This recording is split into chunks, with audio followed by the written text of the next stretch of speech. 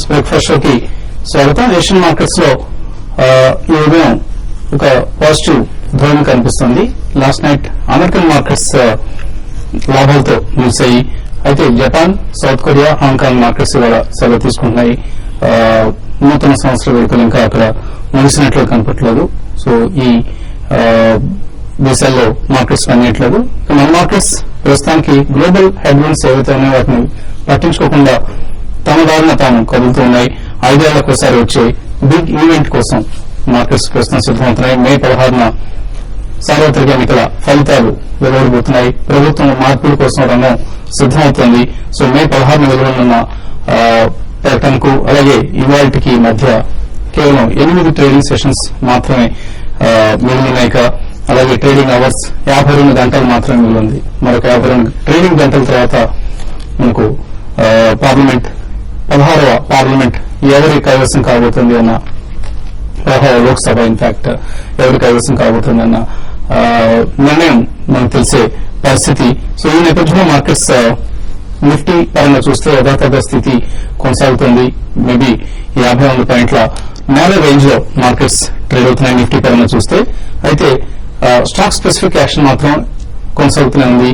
కొన్ని stocks news driven stocks లో action ఎక్కువగా కనిపిస్తుంది. సో మార్కెట్ అభిప్రాయం ప్రస్తుతం రెండుగా చీలిపోయింది. ఒక అభిప్రాయం మార్కెట్స్ పట్ల, రాబోయే ఎన్నికల ఫలితాల పట్ల, అలాగే రాబోయే బుల్ రన్ పట్ల అపరిమితమైన నమ్మకం ఉన్నవారు మాత్రం ఇప్పుడు బయింగ్ అనుకూలంగా ఉంది. ఇది బై అండ్ డిప్స్ మార్కెట్. అలాగే హై బీటా స్టాక్స్ కొనుక్కోవచ్చు, మే 16 బీటా స్టాక్స్ కొనుక్కోవచ్చు అన్న అభిప్రాయంతో ఉన్నారు. అటువంటి వాళ్ళు బ్యాంక్స్ కావచ్చు, ఇన్ఫ్రాస్ట్రక్చర్ సెక్టర్ సంబంధించిన షేర్లు కావచ్చు, ఇటువంటి వాటిని కొనుక్కుంటూ ఉన్నారు. మరొక అభిప్రాయం ఇక్కడ అప్రమత్తంగా ఉండాలి. మార్కెట్స్ లో ప్రాఫిట్ బుకింగ్ చేసుకోవడం మంచిది. మేబీ ఎన్నికల తర్వాత ఒకవేళ అనుకోని పరిస్థితులు ఎదురై ఏదైనా హంగ్ పార్లమెంట్ లాంటిది లేదా 220 కంటే కూడా తక్కువ సీట్లు ఎన్డీఏకి వచ్చే ప్రమాదం లాంటివి పొంచి ఉన్నాయి. కాబట్టి ఇక్కడ ప్రాఫిట్స్ బుక్ చేసుకోవడం మంచిదని అన్న అభిప్రాయంతో ఉన్నారు మరికొంతమంది. సో ఈ రెండు వర్గాల్లో ఎవరిది నిజమవుతుంది, ఎవరి అభిప్రాయం నిజమవుతుంది, ఎవరి వాదన నిజమవుతుంది అన్నది మేబీ మనకు మరొక 8 ట్రేడింగ్ సెషన్స్ తర్వాత తెలుస్తుంది. ఈలోగా నిన్న ఐటీ స్టాక్స్ వెంటబడ్డాయి. సైక్లికల్స్ తిరిగి అంటే ఆయిల్ అండ్ గ్యాస్ సెక్టర్ సంబంధించిన స్టాక్స్ కావచ్చు, లేదా కొంత సెలెక్ట్ బ్యాంక్ స్టాక్స్ కావచ్చు, ఇవి మెటల్ స్టాక్స్ కావచ్చు, వీటిలో మనం పాజిటివ్ ధోరణి క్లోజింగ్ లో చూసాం. So best case scenario market 3 scenarios ని పరిగణలో తీసుకుంటాం. ఒకటి, ఎన్డీఏకి స్పష్టమైన మెజార్టీ అంటే 270కి పైగా సీట్లతో స్పష్టమైన మెజార్టీ వచ్చే అవకాశాన్ని ఒక సినారియోగా, 270 కంటే తక్కువ అలాగే 230 కంటే ఎక్కువ ఈ మధ్యలో వచ్చే అవకాశాన్ని మరొక సెకండ్ సినారియోగా, థర్డ్ సినారియో 220-230 ఫిగర్ కంటే తక్కువ వచ్చేది. సో ఈ 3 సినారియోస్ ను పరిగణన తీసుకుని ట్రేడింగ్ జరుగుతుంది. ఎవరి అంచనాల ప్రకారం వాళ్ళు ముందుకు వెళ్తున్నారు. అఫ్ కోర్స్ మనం కూడా మనం మాట్లాడుకున్నాం బెట్టింగ్ మార్కెట్ లో ప్రస్తుతానికి ఎన్డీఏకి 300 సీట్స్ కంటే ఎక్కువ వచ్చే అవకాశం ఉందన్న అభిప్రాయం కూడా ఉంది. సో ఇదంతా కూడా అఫ్ కోర్స్ బెట్టింగ్ అనేది ఇల్లీగల్ మార్కెట్, దాన్ని కూడా మనం దృష్టిలో ఉంచుకోవాలి. టీవీ కార్యక్రమాల్లో రేపటి పోలింగ్ దృష్ట్యా దీని గురించి ఎంతవరకు మనం మాట్లాడవచ్చు, ఎంతవరకు మాట్లాడకూడదు అన్న అంశం తెలియని పరిస్థితిలో మనం దాని గురించి విస్మరించడం మంచిది. ఇక super star Rajinikanth Twitter account ప్రారంభించారు. సో నార్మల్ గా మనం ఎవరైనా వెళ్ళి ట్విట్టర్ లో అకౌంట్ ప్రారంభిస్తాం, కానీ రజనీకాంత్ అకౌంట్ ని ట్విట్టరే ప్రారంభించింది. So Rajinikanth super star Rajini, ఇది రజనీకాంత్ ఓపెన్ చేసిన ట్విట్టర్ అకౌంట్.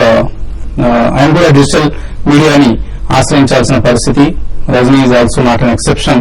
నార్మల్ గా అన్ని విషయాల్లో రజనీకాంత్ ఈజ్ అన్ ఎక్సెప్షన్. సినీ ప్రేక్షకులకు దైవంతో సమానం. బాలకృష్ణ ఫ్యాన్ అయినా, చిరంజీవి ఫ్యాన్ అయినా, పవన్ కళ్యాణ్ ఫ్యాన్ అయినా, రజనీకాంత్ మాత్రం యూనివర్సల్ ఫ్యాన్స్ ఉంటారు. Of course to some extent Kamal Haasan కూడా, బట్ కమల్ ఇష్టపడిన వాళ్ళు కూడా రజనీని ఇష్టపడతారు. So first message, Twitter message, salutation to the lord, వనక్కం అనై వరక్కం, a big thank you to all my fans, excited on this digital journey అంటూ రజనీ తన డిజిటల్ జర్నీని ప్రారంభించారు.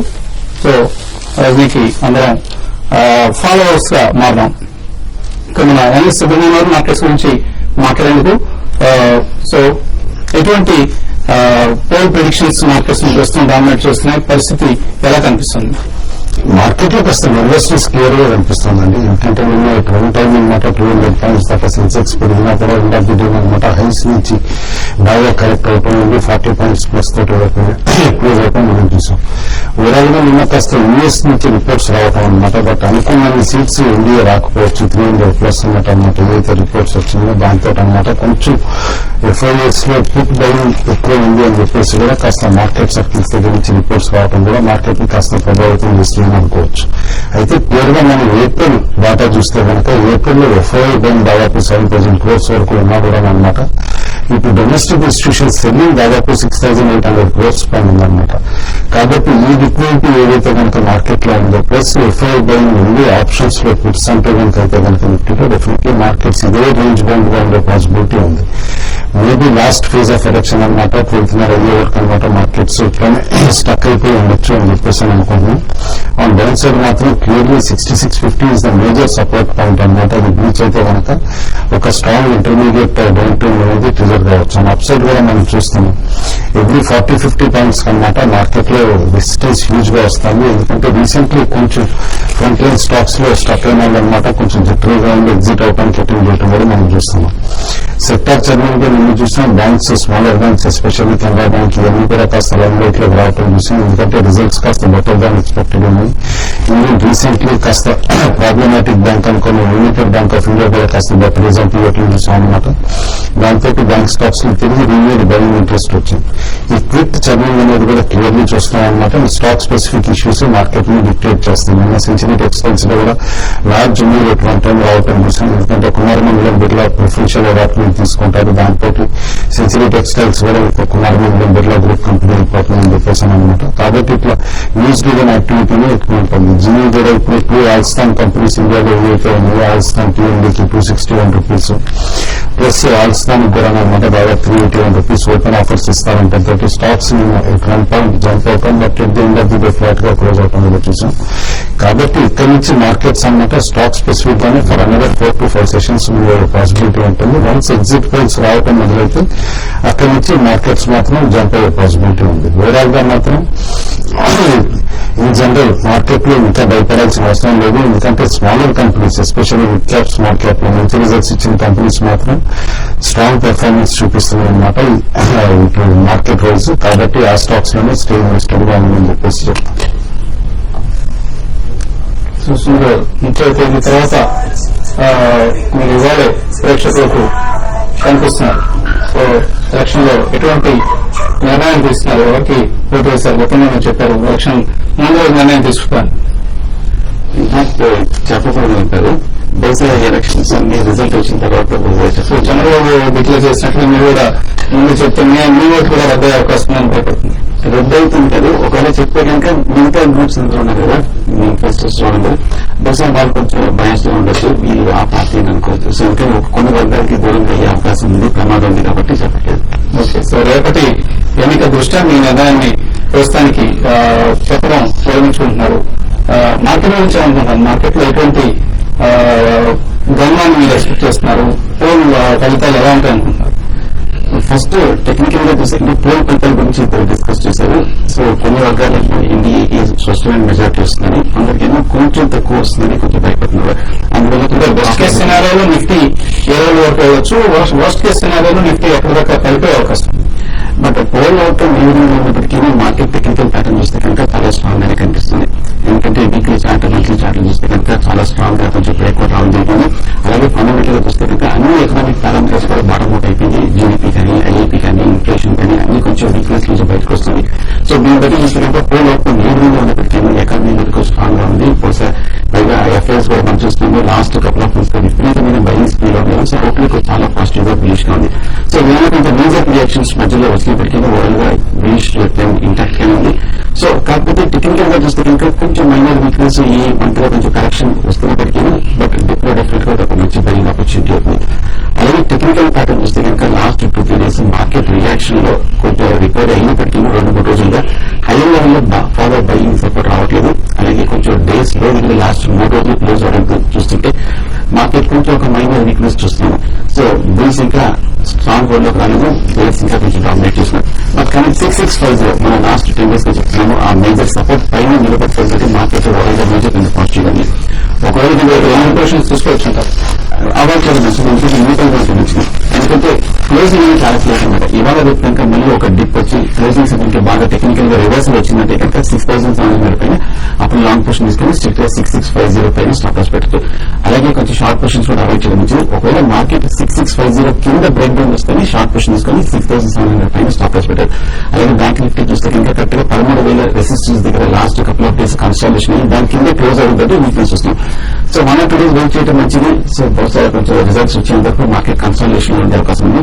సో డిప్ లోనే మనం వెయిట్ చేయడం మంచిది. సో ఇప్పుడు రిజల్ట్స్ సినారియోలో మ్యూచువల్ ఫండ్ ఇన్వెస్టర్స్ ఎటువంటి సలహా ఇస్తారు? Mutual fund predominantly I think risk profile చాలా ఇంపార్టెంట్. ఇండివిజువల్ రిస్క్ ప్రొఫైల్ కానీ తీసుకుంటే I think that is more important then results కానీ. ఎందుకంటే టైం ఫ్రేమ్ ఆఫ్ ఇన్వెస్ట్మెంట్ చాలా ఇంపార్టెంట్. అంటే మీరు అన్నట్టుగా కొన్ని conservative investors should look at probably debt and equity component balance funds కానివ్వండి ఆర్ డివిడెండ్ ఈల్డ్ ఫండ్స్ వస్తున్నాయి. సో ఈ సినారియోలో I think individual risk appetite is చాలా ఇంపార్టెంట్. సో అదే మరి you have lot of new fund offers coming. ఇప్పుడు you have global funds which are coming. Franklin India వాళ్ళు European fund అని launch చేస్తున్నారు. ఐసిఐసిఐ వాళ్ళు డివిడెండ్ ఈల్డ్ ఫండ్ అని launch చేస్తున్నారు. So from investor perspective diversification existing in funds, Indian funds already invest చేసిన వాళ్ళు కొంచెం డైవర్సిఫికేషన్ అనుకుంటే you can look at European fund అంటే probably for next 1 year 2 years. ఎందుకంటే ఒక స్ట్రాంగ్ రీబౌండ్ ఫిగర్స్ చూస్తున్నాం, ఒక స్ట్రాంగ్ రీబౌండ్ యూరోపియన్ కంపెనీస్ లో చూస్తున్నాం. ఐ థింక్ మార్కెట్స్ లో కూడా పర్ఫార్మెన్స్ కొంచెం బాగానే ఉంది. Last 1 year performance they out perform even probably US markets. So you can look at probably ఒక 5 to 10% of your portfolio as a diversification into European fund. It's a feeder fund. ఈ fund will invest into probably European growth fund or European equity fund ద్వారా మీకు exposure వస్తుంది.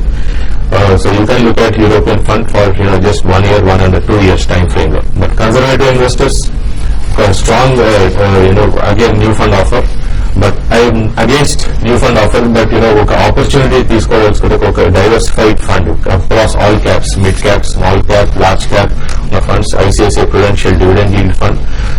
Last 1 year 2 years తీసుకున్నప్పుడు I think most of the ICICI funds out perform peer group. So ఒక మంచి management, మంచి group నుండి ఒక ఫండ్ వస్తుంది కాబట్టి another 5 to 10% you can look into dividend yield fund for next 2 to 3 years time frame.